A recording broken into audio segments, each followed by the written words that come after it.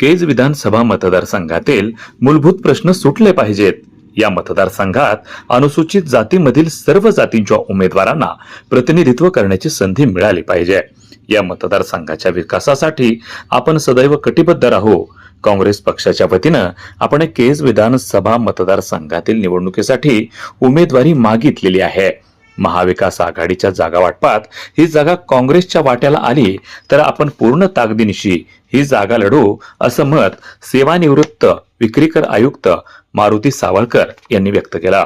अंबाजोगाई येथील शासकीय विश्रामगृह या ठिकाणी मारुती सावळकर यांची पत्रकार परिषद आयोजित करण्यात आली होती. या पत्रकार परिषदेला काँग्रेसचे शहराध्यक्ष आसेफुद्दीन खतीब, ज्येष्ठ नेते ॲडव्होकेट अनंतराव जगतकर, ज्ञानोबा माऊली कांबळे, विद्याधर पांडे, संजय काळे यांच्यासह इतर पदाधिकारी मोठ्या संख्येनं उपस्थित होते. यावेळी पत्रकारांशी संवाद साधताना सावळकर म्हणाले की अंबाजोगाई ही माझी जन्मभूमी आणि कर्मभूमी आहे. या शहरानं आम्हाला व आमच्या परिवाराला खूप काही दिलं आहे. मी एक जिल्हा परिषद शिक्षक म्हणून जीवनाची सुरुवात झाली. तेथून MPSCची परीक्षा देऊन विक्री कर खात्यात आयुक्त म्हणून सेवानिवृत्त झालो. राजकारणातील घसरलेली पातळी पाहता नवं काहीतरी करावं असं मनोमन वाटतं. म्हणून आपण काँग्रेस पक्षाकडे केज विधानसभा मतदारसंघासाठी उमेदवारी मागितलेली आहे. स्थानिक आमदारांनी त्यांच्या परीनं या ठिकाणी चांगलं काम केलं आहे, पण काही प्रश्न अद्यापही सुटू शकलेले नाहीत. अंबाजोगाई जिल्हा हा प्रश्न आमदारांच्या अखत्यारीतला नसून राज्य सरकारच्या अखत्यारीतला असल्याचं सावळकर म्हणाले. या पत्रकार परिषदेचं प्रास्ताविक काँग्रेसचे शहराध्यक्ष आसेफुद्दीन खतीब यांनी केलं. तसंच वेगवेगळ्या प्रश्नांवर सावळकर यांनी सकारात्मक पद्धतीनं उत्तरं देऊन उपस्थितांची मनं जिंकली. वार्ता YouTube न्यूज करिता परमेश्वर गित्तेसह संभाजी मस्के, अंबाजोगाई, जिल्हा बीड. 1981च्या अगोदर बीड जिल्हा हा काँग्रेसचा गड होता, परंतु 1979 नंतर हा गड ढासळला आणि आताही तो एकही उतरलेला नाही. तर तुमचा तीन आघाडी सरकार आपला आघाडी आहे, तीन पक्षाची. तर तीन पक्षाची जेव्हा तुम्ही आघाडी केली आहे तर प्रत्येक पक्षाचं प्रत्येक जिल्ह्यामध्ये प्रतिनिधित्व असावं, प्रत्येक जिल्ह्यामध्ये प्रतिनिधित्व असावं. म्हणून तुम्ही काय करा की तिन्ही पक्षाचे एक उमेदवार प्रत्येक जिल्ह्यामध्ये असला. समजावून सांगितलं सगळं, का नाही समजलं. सावरकर साहेब म्हणे एवढा अभ्यास कोणी केलं कळत नाही म्हणून मी आले नसेल.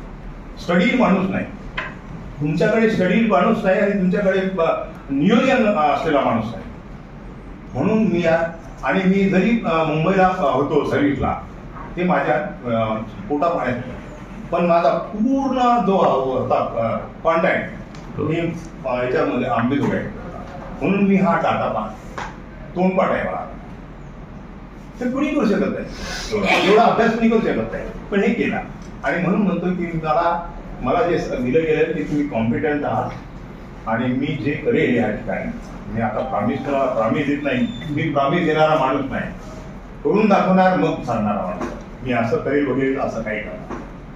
आणि माझा पूर्ण जो आहे रेकॉर्ड 40 वर्षाचा नोकरीचा रेकॉर्ड आउटस्टँडिंग आहे.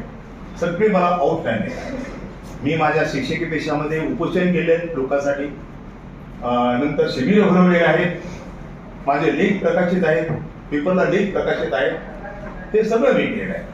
परंतु जेव्हा मी मुंबईला गेलो तेव्हा ऑफिसच्या कामानिमित्त सकाळी 7ला जा, संध्याकाळी 10ला या घरी, वेळ मिळाला नाही. त्यामुळे मी ते नंतर काही करू शकतो. आणि या ठिकाणी आता इथं मला काहीतरी करून दाखवायचं म्हणून मी यामध्ये सांगतो. साहेब, इतर उमेदवाराप्रमाणे आपण सर्व गावांना काही गाठीभेटी वगैरे घेतल्यात का? गावांना काही गाठीभेटी घेतल्यात का केज मतदारसंघामध्ये? होय, किती आहे. मला वाटतं मी 2014 किंवा ह्याच्यामध्ये बरं का, मला गोपीनाथ मुंडे साहेबांनी प्रॉमिस दिलं की तुम्ही गोपीनाथ मुंडे दिलो. म्हणलं माझा पिंड राजकारणाचा नाही आहे, परंतु तुम्ही जर म्हणत असाल आणि राम नाईकने मला सांगितलं, ते माझे म्हणजे UPचे राज्यपाल आणि BJPचे चांगले आहेत, त्यांची माझी चांगली संबंध आहे. तर त्यांनी सांगितलं की सावरकर म्हणे तुम्ही जा.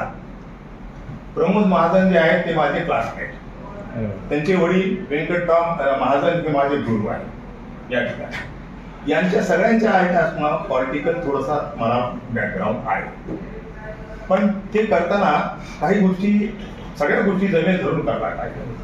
तर या सगळं करत असताना त्यावेळेस बीजेपीचे जेव्हा मला सांगितलं तेव्हा मी हा पूर्ण मतदारसंघ पिंजून काढलेला आहे. पूर्ण मतदार केजमध्ये केज पासून ते आंबेजोगाईतले प्रत्येक खेड्यामध्ये पिंजून काढलेला आहे.